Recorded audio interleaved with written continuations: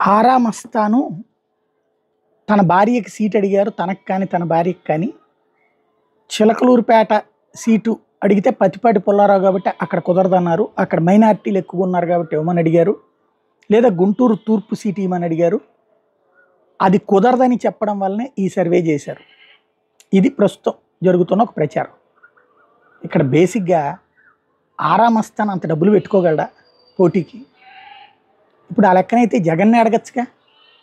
గుంటూరు తూర్పు కాకపోతే ఇంకో చోట మైనార్టీలకి సీట్లు చాలా చోట్ల ఇచ్చాడు కదా జగన్కి.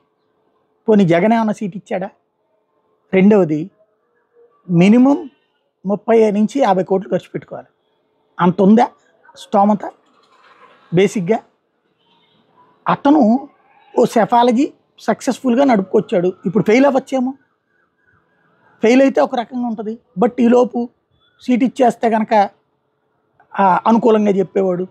ఇప్పుడు ఆ లెక్క అయితే యాక్సిస్ మై ఇండియా వాడు ఏ డబ్బులు ఇస్తున్నాడని, ఏ సీట్ ఇస్తున్నారని చెప్పి తెలుగుదేశానికి అనుకూలంగా చెప్పారు.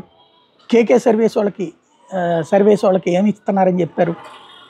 బేసిక్గా ఆత్మసాక్షి నాగన్నలకి ఏమి ఇస్తున్నారని చెప్పారు. వాళ్ళ ఆలోచనలు తీరది. సక్సెస్ కావచ్చు, ఫెయిల్యూర్ కావచ్చు.